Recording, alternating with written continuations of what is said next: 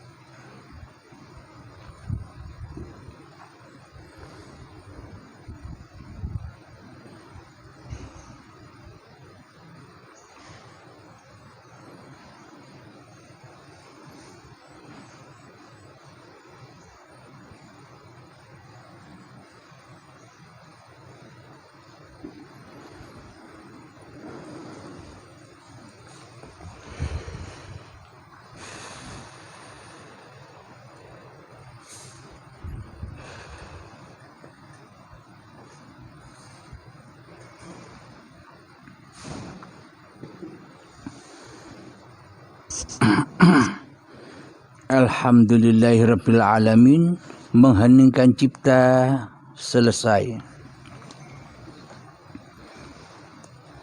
Bila sahabat-sahabatku menemukan peristiwa-peristiwa yang aneh-aneh di dalam lagu hening, bisa diceritakan ke admin, yakni WA 0822 4564 7438. Insyaallah kami balas.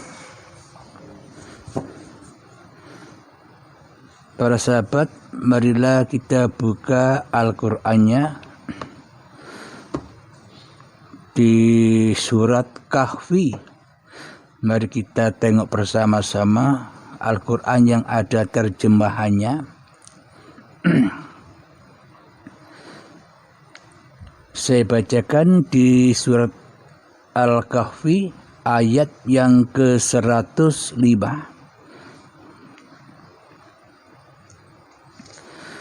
Bismillahirrahmanirrahim. Wa bil haqqi anzalnahu wa bil haqqi nazal. Wa ma arsalnaka illa mubasysyiran wa nadhira, yang artinya, dan kami turunkan Alkitab atau Al-Quran itu dengan sebenarnya, dan Al-Quran itu turun dengan membawa kebenaran, dan kami mengutus engkau Muhammad, ini di dalam kurungnya Muhammad menurut ahli tafsir, tapi menurut saya dalam kurung ini bukan Nabi Muhammad saja, tapi wahai manusia, dan kami mengutus engkau wahai manusia. Manusia yang mana? Manusia yang sudah kembali kepada Tuhannya, hanya sebagai pembawa berita gembira dan pemberi peringatan saja. Jadi Al-Quran ini diturunkan untuk mengabarkan kepada manusia kabar gembira dan untuk memberi peringatan bahwa kita ini makhluk, bukan Tuhan. Maka kembahkan di dalam hati ini la ilaha illallah, bukan bacaan la ilaha illallah. Maknanya, heningkanlah dirimu di hatimu agar nyata la ilaha illallah di dalam hatimu. Ayat yang selanjutnya yang 106. Wa Qur'anan faraqnahu litaqra'ahu 'alan nasi 'ala muktin wa nazzalnahu tanzila. Artinya, dan Al-Quran kami turunkan berangsur-angsur agar engkau Muhammad membacakannya kepada manusia perlahan-lahan, dan kami menurunkannya secara bertahap. Lanjutan kitabnya, lanjutan ayatnya yang 107. Qul aminu bihi aw la tu'minu. Innal ladzina utul ilma min qablihi idza yutla alaihim yakhirruna lil adqani sujjada. Katakanlah Muhammad, ini katakanlah manusia yang sudah kembali kepada Tuhannya, mengabarkan kepada manusia menyerukan kepada manusia yang belum beriman. Artinya katakanlah Muhammad, berimanlah kamu kepadanya, atau Al-Quran itu. Muhammad saja disuruh, diperintah berimanlah kamu kepada Al-Quran. Maknanya Muhammad di sini, wahai manusia berimanlah kamu kepada Al-Quran, atau tidak usah beriman. Sama saja bagi Allah. Jadi beriman atau tidak bagi Allah sama saja, tapi bagi manusianya ya beda. Bila tidak beriman, bagi manusianya ya azab neraka akan menimpanya. Bagi manusia yang sudah beriman, maka mentaslah manusianya dari api-api anar kembali di sisi Tuhannya. Itulah surga di sisi Allah. Tak ada masalah bagi Allah, tapi masalah ada pada diri manusianya yang tidak kembali kepada Tuhannya. Terusan artinya, sesungguhnya orang yang telah diberi pengetahuan sebelumnya, apabila Al-Quran dibacakan kepada mereka, mereka menyungkur wajahnya bersujud. Nah, inilah bukti bahwa Al-Quran itu bukan hanya zamannya Nabi Muhammad saja. Jadi kitab Al-Quran itu bukan miliknya Nabi Muhammad saja, tapi Al-Quran itu milik seluruh manusia, baik yang dulu, yang sekarang, dan yang akan datang. Saya ulang lagi, sesungguhnya orang yang telah diberi pengetahuan sebelumnya, sebelum Nabi Muhammad, apabila Al-Quran dibacakan kepada mereka, mereka menyungkur wajahnya bersujud. Ini menceritakan kisahnya para nabi dan para rasul. Ketika Allah sudah mewahyukan kepada hati-hati mereka, mereka menyungkur bersujud wajahnya kepada Tuhannya. Maknanya dalam hatinya bersujud mentiadakan diri manusianya, yang ada hanya Tuhannya. Itulah yang dimaksud wajahnya bersujud, bukan wajah manusia lagi.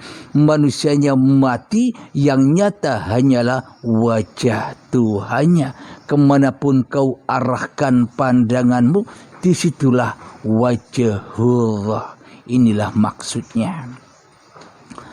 Ayat yang ke-108 di dalam surat Al-Kahfi, mari kita baca dan simak di dalam Al-Qur'annya sendiri-sendiri. Wa yaquluna subhana rabbina in kana wa'du rabbina lamaf'ula. Artinya, dan mereka berkata, Maha suci Tuhan kami, sungguh janji Tuhan kami pasti dipenuhi. Bagi orang-orang yang kembali kepada Tuhannya, maka ia akan mendapatkan kebahagiaan, kedamaian, keenjoyan hati, karena sudah tak dibakar dengan urusan-urusan dunia di hatinya. Namun bagi orang-orang yang tidak kembali kepada Tuhannya, maka hatinya dipenuhi dengan berhala-berhala dunia dan dibakarlah tiap detik per detik di dalam hatinya manusianya ketakutan dengan kekurangan-kekurangannya, ketakutan dengan kemiskinan-kemiskinannya, ketakutan dengan kekayaan-kekayaannya. Suatu saat kekayaannya akan hilang di sisinya. Itulah manusia-manusia yang takut dipanggil oleh Tuhannya, manusia yang takut mati. Lanjutannya ayat yang ke-109.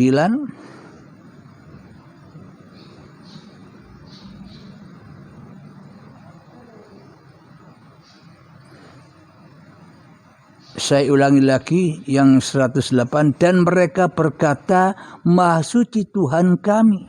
Sungguh janji Tuhan kami pasti dipenuhi. Maknanya Maha suci itu apa sih?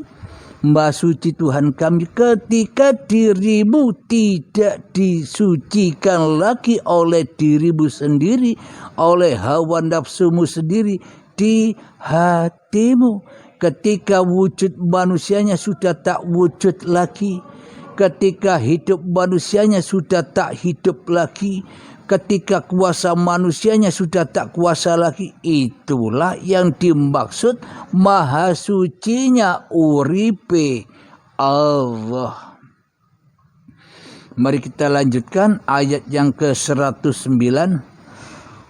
Wa yakhiruna lil awqani yabquna wa yaziduhum khusyu'a, yang artinya dan mereka menyungkurkan wajah sambil menangis, dan menangis bertambah khusyuk, dan sambil menangis dan mereka bertambah khusyuk.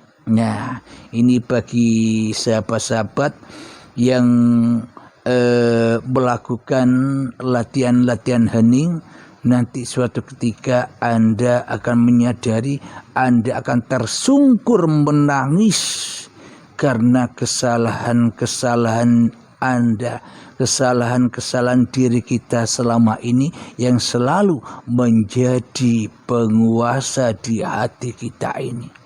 Maka ketika kita menangis, maka nyatalah bahwa hidup inilah uripe Allah, bukan uripe manungsani lagi. Itulah yang dimaksud khusyuk.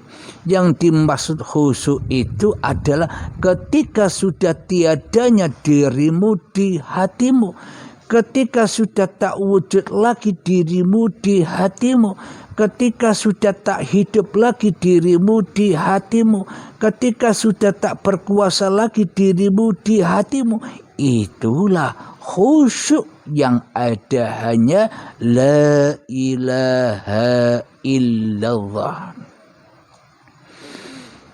Ayat yang nomor 110.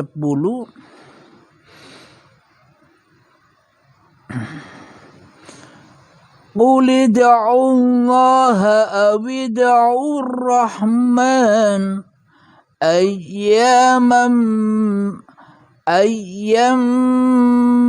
tad'u falahul asma'ul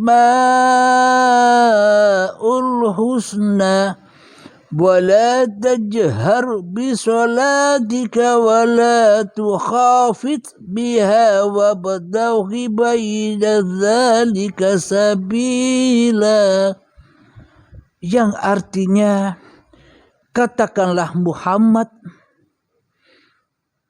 serulah Allah atau serulah Ar-Rahman dengan nama yang mana saja kamu dapat menyeru, karena dia mempunyai nama-nama yang terbaik, Asmaul Husna. Dan janganlah engkau mengeraskan suaramu dalam sholat, dan janganlah pula merendahkannya, dan usahakan jalan jalan tengah di antara keduanya.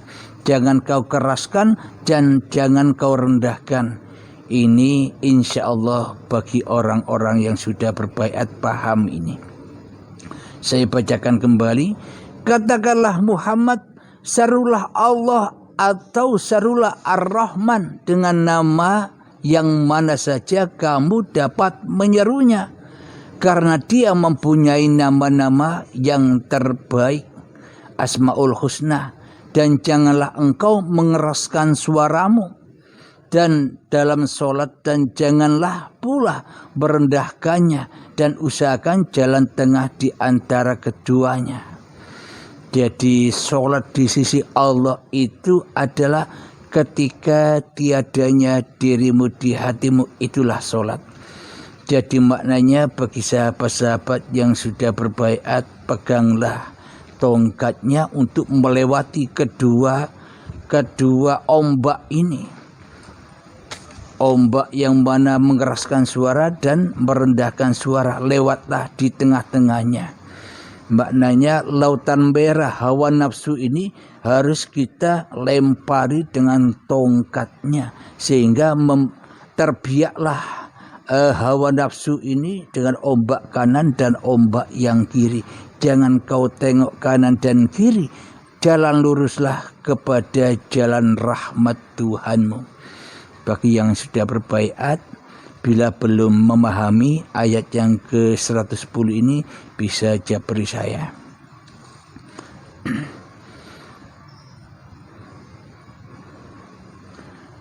Ayat selanjutnya yang ke-111.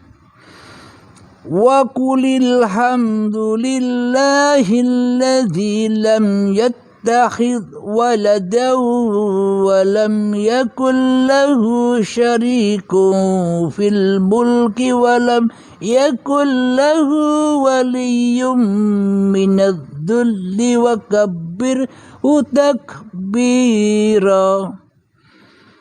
Yang artinya, dan katakanlah segala puji bagi Allah yang tidak mempunyai anak dan tidak pula mempunyai sekutu dalam kerajaannya, dan dia tidak memerlukan penolong dari kehinaan, dan agungkanlah dia seagung-agungnya.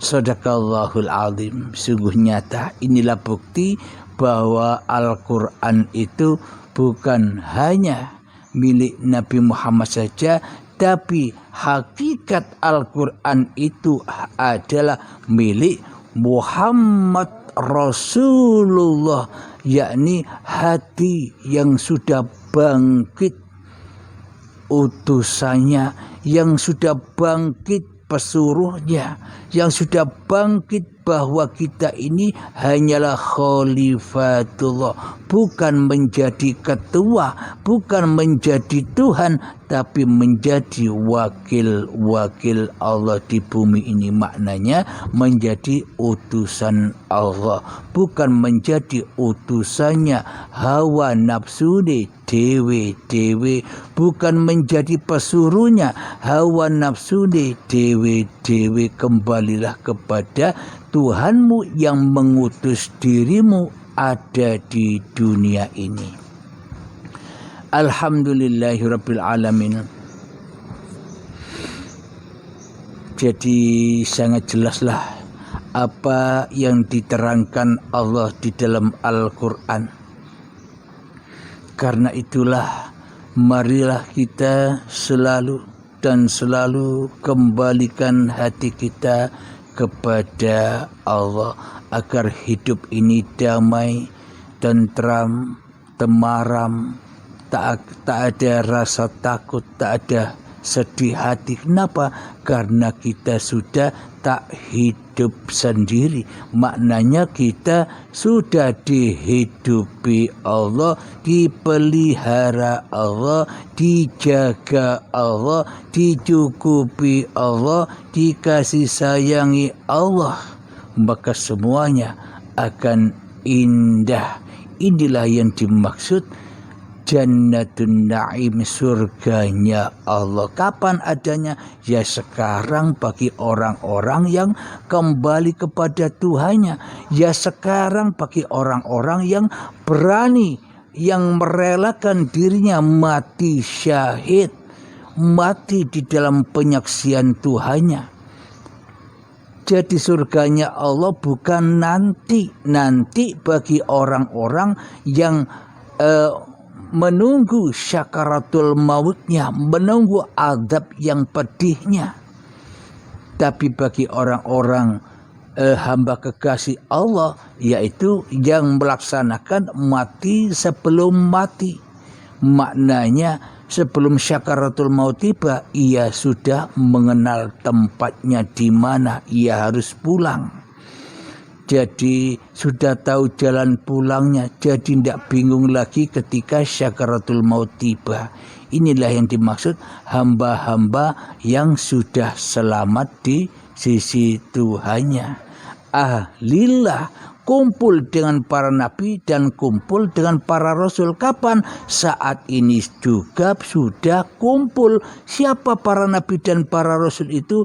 Hidup yang dihidupi oleh uripe Allah. Itulah para nabi dan para rasul, yang mana hidup yang ada pada para nabi, hidup yang ada pada para rasul, hidup yang ahad, hidup yang kekal sejak zaman dahulu, zaman sekarang, dan zaman yang akan datang. Allah Maha Langgeng, Maha Kekal, Maha Abadi. Alhamdulillahirabbil alamin. Sebelum kita akhiri kajian di pagi yang indah ini, marilah kita gemahkan sholawat dhalimin daf'ul bala. Allahumma salli ala sayyidina Muhammad wa ashghili zalimin bizalimin. Allahumma salli ala sayyidina Muhammad wa ashghili zalimin bizalimin wa ahrijna min bainihim salimin wa ala alihi wa sahbihi ajma'in. Alhamdulillahi rabbil alamin. Allahumma salli ala sayyidina Muhammad wa ala ali sayyidina Muhammad. Rabbana atina fid dunya hasanah wa fil akhirati hasanah wa qina adzabannar. Akhirul kalam. Assalamualaikum warahmatullahi wabarakatuh.